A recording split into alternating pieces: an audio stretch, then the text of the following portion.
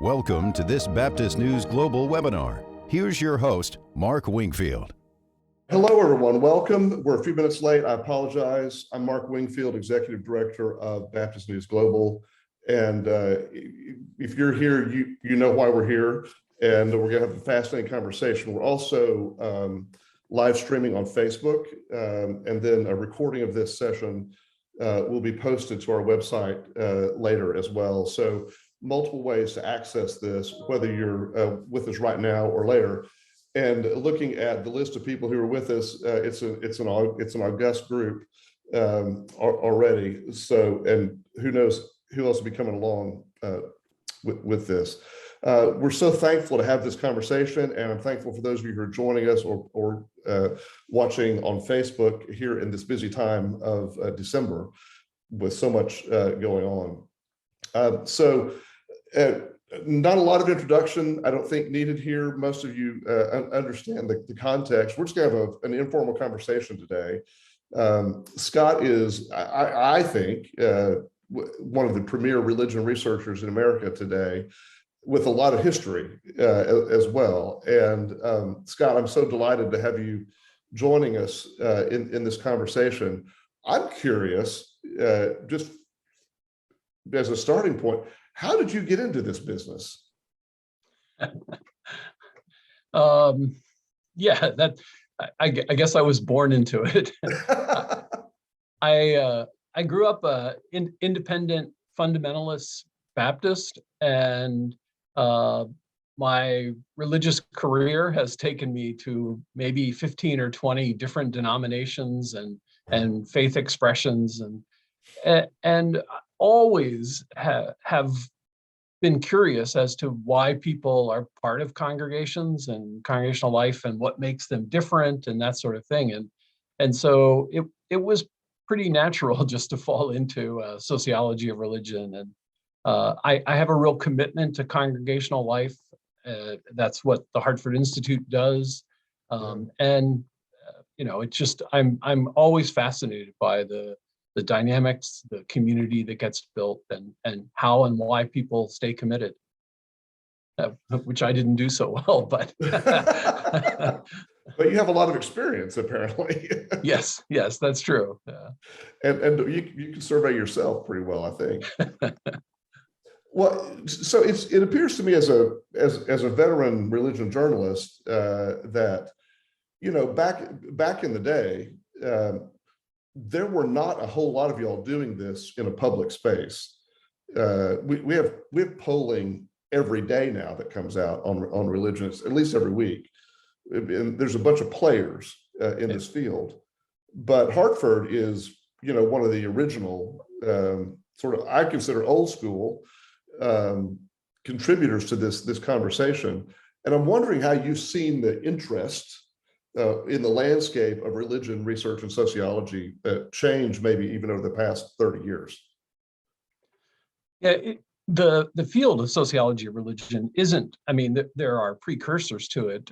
Obviously, people like Durkheim and Weber wrote about religious life and gathering and such, but it really didn't come into its own until about 50 years ago, where folks began to turn to the question of how is religion playing out in society, and then not long after that, the subdiscipline of congregational studies came about, and a lot of that was in fact focused at first on helping social ministries within communities, and those were mostly based in congregations.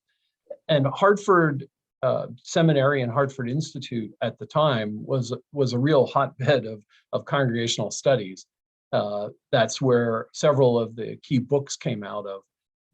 And as such, we had always, the Institute, been focused on denominational and congregational life. And I think there have been academic publications from sociologists of religion for almost a century, but not many public speakers about it. And as the attention got more toward both individuals' faith and beliefs through polling data like Pew and Gallup and others, or the congregational data through Faith Communities Today and some other efforts.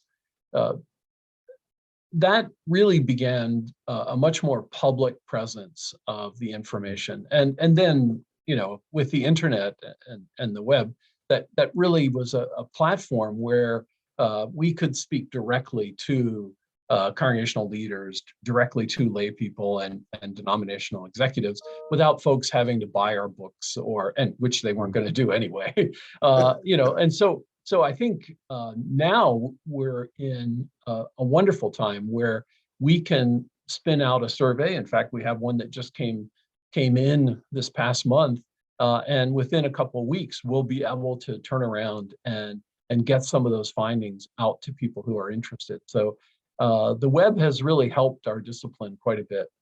Boy, all of us in a way. As someone who was a journalist for 21 years, stepped away to be a pastor for 17 years and came back in, the internet changed everything as it relates to research during that period. It's like, I feel like Rip Van Winkle, who fell asleep and woke up and the world was different, and that's exactly true for you. But you lead to another interesting thing, and all this is preliminary to get to some of the current data, but it's one thing to be able to have data. It's another thing to say why it matters. Some data is just interesting to know. It's fascinating, but it may not lead to any actionable items. Hartford's work appears to me to be geared toward producing some change, or it's not just data for the sake of data. And how do you understand that? Right, or data for the sake of another line on one's CV. I do think, there has been some really excellent work done on religious life, on congregations, by mostly academics, published in academic journals that never really find an audience, and it's a shame. However, I've been lucky enough, and others, David Rusin and Carl Dudley and Nancy Ammerman and others who have been here, this is a unique spot because essentially we have one foot in the academy, and we're all academic researchers, right. But we also care about congregational life and interact with both congregations, but also denominational leaders and executives. And so as such, we never think about any of our surveys without asking what effect might this have, what kinds of questions want to be asked. And we do that with our partnerships like Faith Communities Today, but we also do that with partnerships with other entities, agencies, judicatories, and do kind of client-based research with some of them. So I know from my own experience as a pastor in a local church that sometimes reading these things, hearing these things can be affirming that you're not alone in this, right? And that the observation you've made is not just wackadoodle, right? So there is that affirmation aspect to it, but there also sometimes seems to be, okay, well, there's some actionable ideas in here, or there's some convicting things. We'll talk more in a minute about the Faith Communities Today survey and the reams of information there. And certainly there's plenty of data in there that would cause you to say, well, if I want to be about doing something new, here are 5 ideas for that, right? And do you get that kind of feedback from people about what you put out? We do, yes, and certainly my book on megachurches didn't have that. It wanted to get the information out, but the book that I wrote with Warren Bird, who I think is actually on this webinar, the other 80%, it is really making that direct, almost consulting point.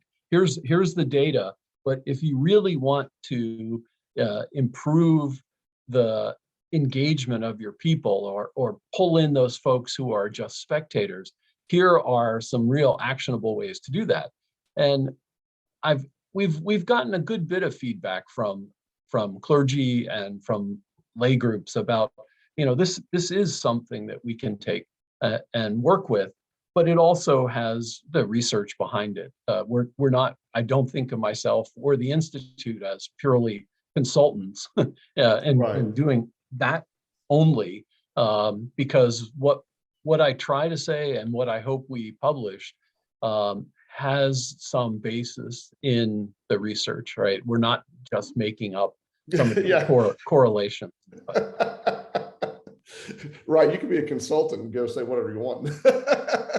Unfortunately, that's the reality, right? That's the case. I don't want to offend my consultant friends. Or I mean, what happens oftentimes is, I mean, consultants get around. They see sometimes many of them are quite astute observers of social dynamics, but they only see a portion of the total landscape, and so they can draw conclusions based on Episcopal churches that might be right for Episcopal churches, but not true for the landscape in general. And so we try with the national surveys to make sense of both the overall view, but also the diversity that is within. Well, that's an excellent point. And pastors, I think, have the same problem, because pastors have their group that they listen to, the people they affiliate with, and that can be a bubble, right? It's not a national sample. It's an individual sample, and that's an entirely different data set. Yes, and it can be accurate for that data set, but not really helpful when they go to another church that's outside of that model. Then they might fall flat. And honestly, I think that I think that's part of the challenge at this moment in time, because I think clergy have noticed for the last 20 years, and especially the last 10 years, that their old tried and true methods don't work so well, right? The world has actually changed around them, and what always worked before isn't any longer working. And so what they need to do is begin to say, well, what is the new world I'm living in, and what kinds of things actually work? And that's what we're hoping. And then throw in the pandemic is a whole nother component, because we don't live in the same world we lived in 2 years ago. Right. So you've got the big faith community study, and you have this, as a side of it, or related, you have this huge COVID study. Yes. How COVID's affected churches. Two big things that have come out recently. One of the things that strikes me from reading both of them is that we live in a world of haves and have-nots. That the church scene in America today is divided greatly between congregations with resources and adaptability and congregations without resources and or adaptability. Is that a fair read? Is there really just a stark divide between haves and have-nots? Yes, and it's not just in the religious world, right? I mean, we see that in the wealth in our nation. We see that in housing. There many other directions that could go, but it is stark in the religious landscape. When only 10% of all the congregations in the country have the vast majority of people, and the average size congregation is 65, or the median. So 50% of congregations are 65 attendees or less. And yet that group only has about 15% of all the people who go to churches. There's a vast number of small churches with almost no one in them, and a relatively small percentage and number of congregations with the largest percent. So there's roughly 350,000 congregations in the country.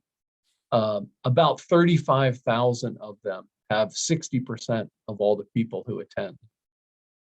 That's a really skewed graphic. Right.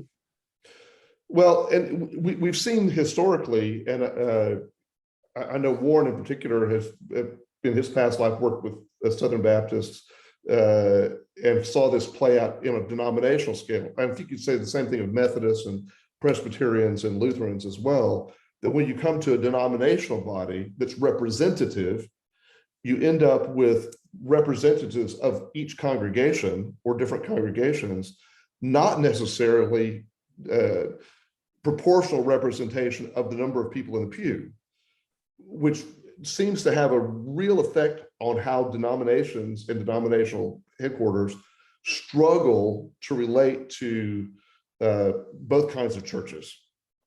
Yeah. No, it is true. I mean, nearly all of the major denominations that have a kind of representative democracy of sorts, assign delegates based on church. You have 2 delegates per church or something like that. But that is definitely not how the resources, the people, the influence is distributed across that denomination. And so, it's a challenge for denominational and judicatory executives. Where do you put your intention and your money? Yeah. Do you put it in this small amount of churches that have the majority of people, or do you distribute it equally and know that you're underutilizing your efforts in a majority of your congregations? It's a challenge, and unfortunately, well, in many ways, when you look at the leadership of a lot of those denominations, here I am thinking somewhat about the Southern Baptist, the vast majority of the leadership of the denomination are people drawn from the very largest congregations. Right. And so therefore, they don't even fully understand the reality of all of these thousands of small churches scattered throughout the rural areas, right? So it's like having a president of the United States who only went to Harvard and only, right. Didn't ever think about where the money was coming from or something. So there are all sorts of inequities that exist, and unfortunately, I think the pandemic shows that that's only going to get worse. That the congregations that went into the pandemic with ample resources, with ready-made technology and tech teams, Mm-hmm. We're able to weather it quite well, as opposed to a lot of those small congregations that were struggling to figure out how to even get on Zoom or do live streaming. So it seems like the bigger congregations just keep getting bigger, and the smaller congregations just keep getting smaller, and the gap just keeps on widening. Well, that's one of the things that we have seen with the 20 years of the Faith Communities Today research, and I'm very happy that we have the 5-year study on the pandemic and congregational life, because I do want to see how that moment of the pandemic changes this trajectory, whether it's going to increase it or maybe there are some advantages to being small, and that's why in fact I've studied megachurches for Right. 25 or more years. It's not surprising that you see them not building ever larger buildings now. You see they have completely changed their strategy compared to 20 years ago, by having multiple locations, smaller entities. That it creates more flexibility, but it also allows more intimacy. One of the ideas that comes across very clearly in our Faith Communities Today research is that the larger the congregation gets, the less per capita giving it has, the less likely those people are to volunteer, to be fully engaged, because a large group doesn't put the same kind of pressure on to be committed, to be involved, as a small group. And so part of the success of megachurches is that they've been able to hold together a crowd of people, but by doing so, creating small groups, creating satellite congregations, creating all sorts of other ways to create intimacy, which in some sense replicate the small church experience. Mm. And if small churches could understand where their values and their gifts are, and then find ways to upscale by connecting with other small churches so that they could do significant interactions in the community, where there's hundreds of people rather than there are 10 people, which is what a megachurch can do. I think there is hope for revitalizing small churches and capitalizing on what they do well, which is create intimacy and also a significant level of commitment. So it's possible. And small churches were probably safer during the pandemic in some ways. Right. But they were also, the small churches were more likely to not be meeting, it seems like. Which is why they're probably safer. Churches are the ones that were most resistant to closing. Yeah, it's interesting. I mean, we are just at the beginning of starting to rigorously collect data about the pandemic. We did a summer survey. We just did one in November. It looks like perhaps the medium-sized congregations were the ones that were most resistant to not close. I mean, obviously the ones that made the press were the largest ones, because you're right, they're the biggest fish in the pond kind of thing. But yeah, it remains to be seen. It's not a complete fact yet, at least as far as the data shows for me. Yeah, that's really interesting. You can look at Southern California as a great example of this. On the one hand, you had Rick Warren and Saddleback Church, one of the largest churches in America, that did close down. They had tremendous resources for online. But then up the road a little ways, you had John MacArthur and people like him who refused to close, who really, even though they're online, that's not their main thing, and two very different styles of doing a large church. Yeah, I mean, congregational life is fascinating to study. I mean, there are 350,000 different expressions of it. So just to follow up quickly on this, the congregational size issue, it seems like, you mentioned the churches that get in the news, and we do hear more from the mega churches and the leaders of mega churches. Even though they may not be the majority, they appear to be the most influential and driving trends as well. What have you found or discovered about the adaptability of big church mentality to small and medium-sized churches? Does it work at all?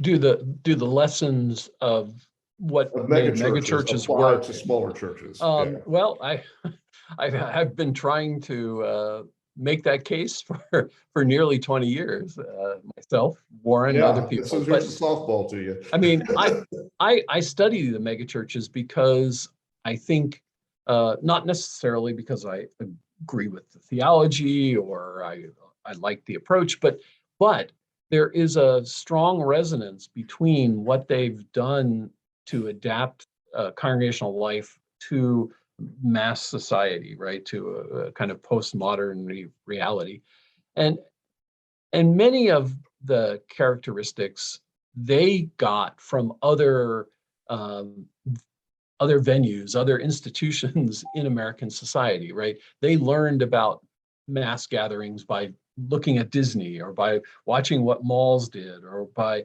looking at corporations like Walmart or Target. I Yeah. mean, there was a lot of borrowing in those early days.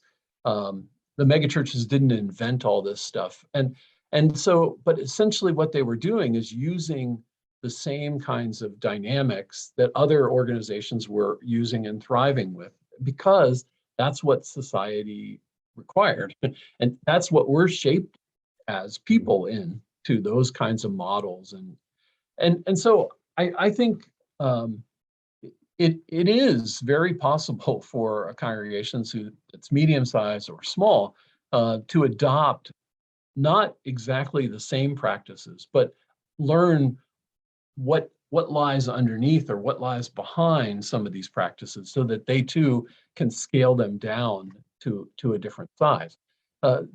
If you think about your average 50-person congregation here in New England, Right. if I'm sitting in the pews, maybe 2/3 of the way back, and I look at the pulpit where my beloved pastor is preaching, that person to my eye looks about an inch tall, right? I mean, because even of the distance, and then maybe if I add that I'm 70 years old, I probably don't ever see that person's face and expressions and passion when they're speaking. All I do is hear maybe a slightly amplified voice.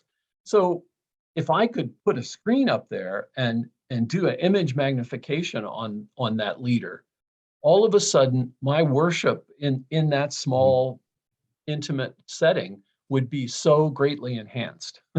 And the communication between that person and the people in the pews would be enhanced. And when they did children's church, it's focusing on the little kids sitting in front of the altar, all of a sudden everyone in the church would be able to see those expressions and feel, right? So it would be a completely different dynamic if they just adopted some basic techniques of a larger church. Likewise, intentional. Most small congregations, and by this I mean under 200, assume that they know everybody, and so therefore they don't invest in intentionally putting people together in small groups and other ways of. They just assume the intimacy will happen, and it does, but it also doesn't. It also forms into cliques and sort of disruptive kinds of community. So if they were more intentional about structuring some of those things, I'm positive those congregations would thrive a good bit more. That's a good example. Yeah. Why is it that the vast majority of megachurches in America are conservative evangelicals? Why has that segment of Christianity cornered the market on giant churches?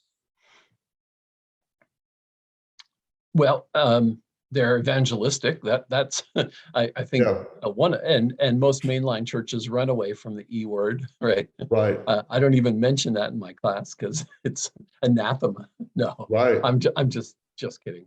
I think there's a host of reasons that it's probably the case, and foremost is many of the current megachurch pastors learned how to be megachurch pastors at the feet of other megachurch pastors, right? I mean, they were mentored, they were developed as leaders coming up through, whether it was John Wimber and the Vineyard, or Chuck Smith and Calvary Chapel, or others. We've heard stories of some megachurch pastors going to Schuler and learning how to be a pastor at a large scale. Well, it's pretty hard to think about where mainline moderate Protestant pastors would learn those skills, right? They're not taught in seminaries, right. And there aren't very many examples of megachurches of a kind of moderate theological persuasion who can actually teach what it means to do worship at that scale, to do Christian education at that scale. So I think that's a big piece of it. Another piece of it is it does take, to be an entrepreneur, it takes a certain level of willingness to risk. And if you're a small congregation, here I again use the Northeast, you're a small congregation, you don't have a lot of room to try to risk. If you lose 20% of your people by trying something original and different, you're not going to be able to pay your bills, and so it does sometimes take either a church planter, which the main line has not nearly invested enough Right. in, or it takes someone who has a little bit of padding, a little bit larger congregation and a little more resources to be willing to risk, because you're going to fail some, and a small congregation just doesn't have that margin of error. Well, that is be able to really fail. helpful. It's like, if you have $1 million, it's easier to speculate losing 2,000. That's right. Than if you only have 10,000. You can't invest $2,000 in a risky investment. Yeah, and which is part of the reason why the rich get richer, right? And Right. the large get larger, because they have that room and that flexibility. So there's always, oh well, you can't turn a big ship, but a big ship has an awful lot of resources to pour into new directions.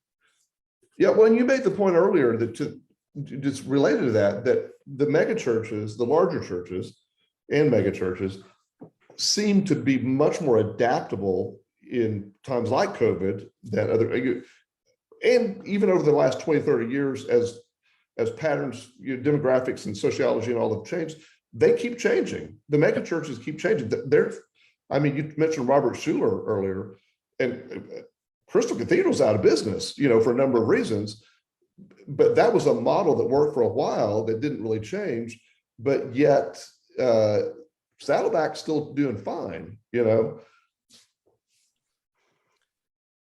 Yes, obviously there were multiple reasons why Crystal Cathedral is no longer around, but one of them, I think, and a very clear one, is that being on television concretizes, right? It doesn't allow you to be quite as flexible with your direction.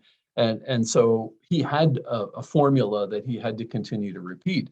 But Right. also that community around the cathedral changed dramatically, and it didn't reflect the people that went to the congregation, and nor did they try to reach out to the community around. There were plenty of people within a couple miles of that congregation that would have filled it, but not using that form of worship, not using that music, not using, right? They would have had to change, and then the television broadcast would not look the same, and therefore they never changed. Wow. So I didn't intend to go down this path, but I gotta pay attention to this, because I think you just hit a really big issue for a lot of churches, and that is adapting to their changing neighborhoods. Yep. And it appears to me it's very rare these days to find a neighborhood church the way you would have in 1955 or 1965, where most of the people coming to a church live in the adjacent neighborhood. We have a lot more, niche congregations. Factors. People drive all the way across town. That's right. Go to a church they like. Yeah, and a number of sociologists of religion talk about them as niche congregations, right? You develop an identity instead of being parochial and here's my parish, here's my neighborhood. You develop a particular identity, a particular vision of who we are, and then people are drawn to that, much like a magnet school, right? Right. And because of that, oftentimes I'm only a few blocks from a congregation where their whole community around them are African American, Latino, and everyone who goes to that congregation is coming from like a donut far outside there. That's okay if you have an active ministry, perhaps, and consider who's there, right? You can still sustain something like that, but that doesn't work for every congregation, and congregations really need to take seriously the context that they're in. And I think we're seeing some change there, Mark. One of the facts of American life and affecting American religious life, I talked with my students about just last night, is that our society is getting more diverse. It's getting more ethnically diverse, racially diverse, sexually diverse. I mean, the diversity is increasing and will only continue to increase. And if congregations put their head in the sand and turn a blind eye to this, they're going to remain sort of the most segregated hour in the country. And I'm not saying necessarily that total integration of all congregations is correct, but one of the things that we are seeing with the faith communities today is an ever increasing percentage of congregations that have significant racial diversity in them. We are in the last Faith Communities Today survey, 25% of our congregations that we surveyed had at least 20% of their congregation not the dominant racial majority within the congregation. And a sizable percentage, I think it was somewhere in the neighborhood of 10%, had no majority race in them. And so I think there are some significant changes that are beginning to happen around some of the contextual factors, but we still have a ways to go for sure. Well, certainly the multicultural or intercultural congregation seems to be the holy grail that so many churches are seeking and few are able to pull off. Yeah. And I think your data and other research that I've read shows that one of the barriers to that is, while you may have diversity within the congregation, you seldom have diversity within the leadership. Right. Yeah, that is right. That's the next challenge. I mean, first of all, having a significantly diverse congregation is not the easiest thing to pull off, right? I mean, right. That is an interesting challenge in and of itself. But the next level up there is then creating a leadership team that also reflects that without using tokenism and that sort of thing. I mean, with authentic leadership. And some of that comes about using a principle that a lot of megachurches use, which is trying to find ways to identify leaders, natural leaders in the congregation, and then create explicit pathways to leadership that cut across all the different racial groups. And so you're not going out and finding somebody who's African American so we can bring them in as a great leader. Instead, it's identifying the people within one's congregation that truly have those kind of natural abilities, and then starting to promote them so that there's a lot of that internal that way. I think it helps folks realize that, John is not our token. John is our friend who's been here, right. And he's being promoted because everyone recognizes he has these gifts. Well, that seems like a pretty biblical idea to cultivate leadership from within the congregation. Yep. No, that's for sure. Don't send them. The 20th century model in a lot of denominational churches was not that. It was to go train leaders out here and then move them around from church to church. Yep. And this sounds like another way that the larger churches are innovating and giving us a good model to follow, perhaps. I think so, increasingly we're seeing some seminaries who are partnering with larger churches or are partnering with a host of congregations so that for young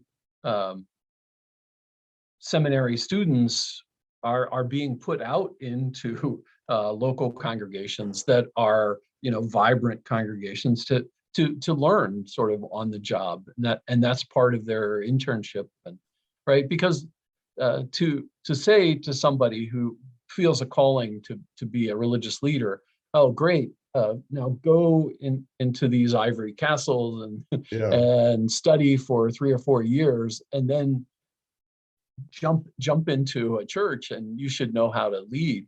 That's not what we do with school teachers. That's not what we do with doctors. That's not even what we do with lawyers or any. And so why would we do it with clergy? And so I think it's a model that definitely needs some fix. Well, that's just really, really fascinating. I like your comparison. There's a fast track for teachers now to get the teachers in classroom. They already have some education. You just have to adapt to that and so many other things. And yet we've been reluctant to embrace religious leaders who are maybe homegrown. But I know certainly in non-senior pastor ministry staff roles, the trend for the past 2 decades often has been to hire from within, for like children's ministers, preschool minister, even youth minister, because seminaries aren't training people specifically for those roles like maybe they did once upon a time. Yeah. And there seems to be a homegrown motif happening.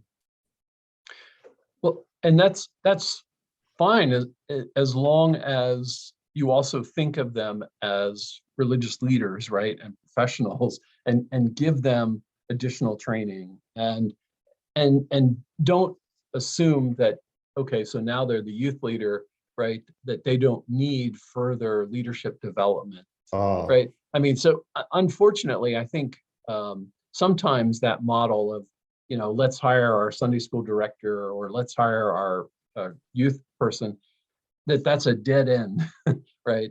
That's what they're good at, and so they're still doing it when they're 70, and there aren't any youth anymore. But what you see in a lot of megachurches is not looking for people necessarily for specific roles. Oh, he's great with youth, or she's great with little kids, but they have leadership qualities and potential, and so now they might be doing this at one moment, but that doesn't mean they're not going to become an associate pastor, or they're going to be in charge of pastoral care, or they're going to be a worship leader, right? It's not thinking about the role, it's thinking about the person and their qualities for leadership. And I think that's a slightly different, cultivation of people from within. Yeah, well, that's the idea from the Good to Great book from years ago. Get the right people on the bus. Yep.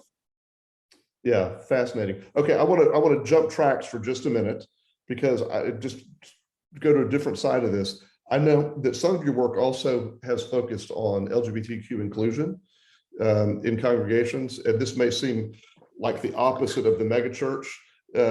So we're going to go to the other side of the aisle for a moment and talk about that. We see a lot of advances in this area, and certainly there are more inclusive, intentionally inclusive churches than ever, but yet it remains probably the most single divisive issue within Christian church life today. Where do you see this going, and what's the long trend on this? Yeah, boy, Mark, you bring in all my things. I haven't specifically studied these issues in quite some time. And if you had asked me 25, 30 years ago, when I was seriously doing a lot of it, where we would be now, I would have guessed nowhere close to where we are. I think the whole society and LGBT rights has dramatically changed much faster than I would have ever anticipated. I think part of the struggle that we're seeing is that the culture, the society, the younger generations have far outpaced where the vast majority of congregations, religious people, and for that matter, laws and all sorts of things are. So there's a disconnect in some ways, which will only probably just take time and generational change to catch up. But the vast majority of data from the younger generations under 35 shows that this is all a done deal, and it's so it's just really a matter of time till those generations take over. But and then change the institutions and change laws and those kinds of things. I started out studying evangelical congregations around these issues, and it was clear that they had a long way to go, but and still have a long way to go. Right. However, as you said, and there are a vast number of congregations now who have come out affirming the worth and the Christian life of LGBT members, and have made safe spaces and worship and clergy and denominational executives and everything else. So it's a wonderful movement, which hasn't nearly gone as far as it should and will need to, but I'm glad my predictions from 30 plus years ago were wrong. And I don't usually say that. Well, yeah, I don't think many of us could have seen that. Certainly, it's been described as one of the most rapid sociological changes in American history. Yes, yeah. The way that turned in just a short period of time culturally. Okay, I know our time's getting short. I want to hit a couple of other things here quickly. We mentioned earlier Hartford's work on this COVID impact study that's ongoing. What are your top line highlights from that so far? What are the big takeaways? Nobody knows what's going to happen. That's the biggest one. A good one. But we'll come closer to knowing in a couple of years. I think it is absolutely clear from our data that congregations are not back to where they were in 2019, especially in terms of attendance. And while some congregations do show growth, a lot of congregations are still showing they're 20 to 40% below where they once were. The question is whether those folks who have been participating virtually or occasionally participating are going to come back in person for good, or whether their occasional attendance prior to 2019 is going to become sporadic at best in 2025 or something. So that's a challenge. The other challenge is what all of the folks who are connecting with congregations for a first time or renewing their connection virtually, whether that's going to become a kind of spectator sport, or whether congregations will really be able to fully connect those folks. I mean, if you had someone who only came to your worship service for the service and left and never talked to anybody, never participated, never gave, never got involved in a ministry, you would consider them a pretty marginal member. it's going to be interesting. All these congregations that have adopted currently, 80% of them, a kind of virtual, a hybrid, both in person and virtual. How are they going to connect with their virtual folks to make them, truly members, not just spectators? So that, I think, is a challenge. I also want to say that one of the storylines that's out there right now is that there's going to be this massive wave of clergy that give up, that Right. quit, that end. And I don't see our research as fully agreeing with that. We did ask clergy, was this the hardest year ever?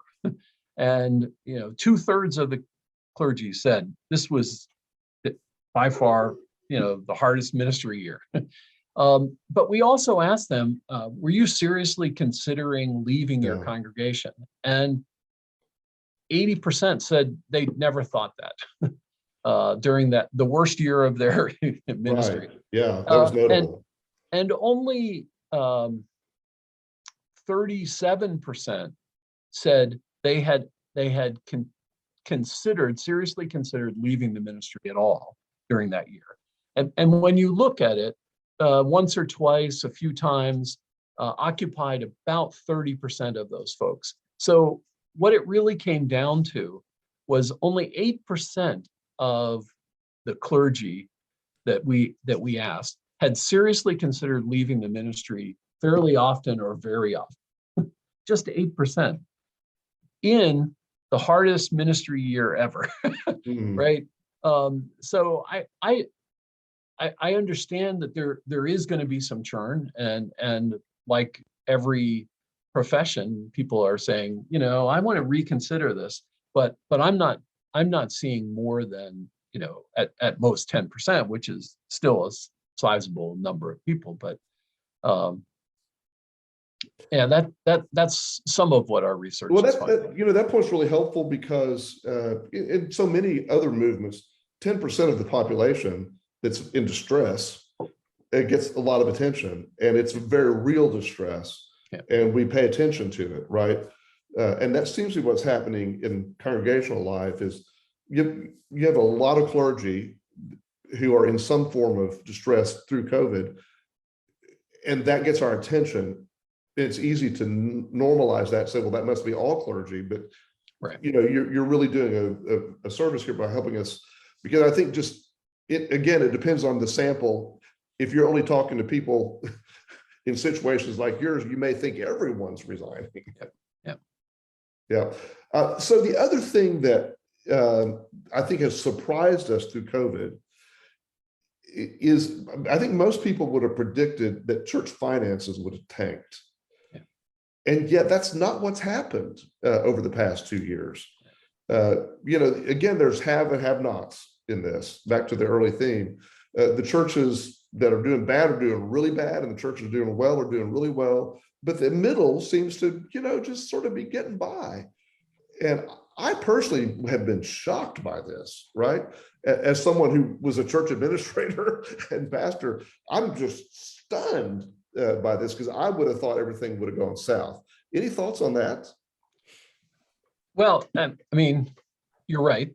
Some of the congregations are doing worse off, or are concerned that they're going to be not financially viable. But that's probably more due to attendance, lack of attendance, than it is income. Right. But I think there's a couple of things that explain this, what seems like an anomaly. Americans are truly incredibly generous, especially when it comes to a crisis. And I think COVID has been a crisis for congregations, and obviously for healthcare and social ministry. The number of people who have donated food and funding to all sorts of organizations has really gone up. The question is, if you lose some of your members and 5 years down the road, that's not a crisis anymore, Right. then you're going to eventually lose some of your income. But during the pandemic, none of us went out to eat.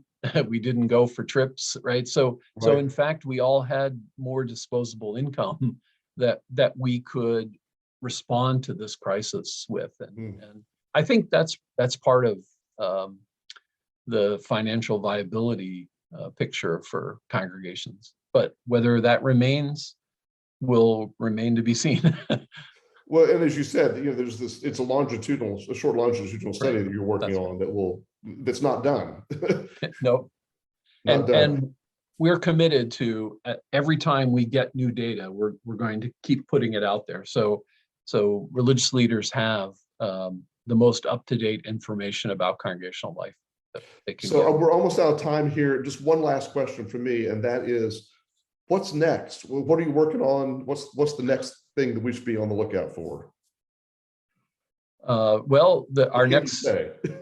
our next study is coming out probably in a week or so from the survey that we did just this past month, and what we're focusing on is the variety of new ministries or accelerated ministries that congregations did during the pandemic to help reach out to the great need that was there. So that's our next thing.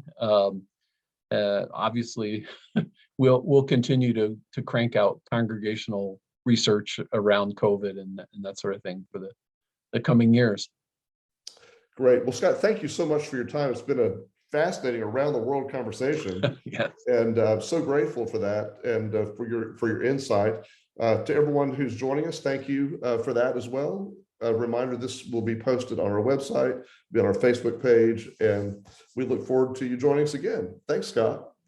Thank you. It was wonderful. All right. Bye, everyone. Support independent faith-based journalism. Baptist News Global.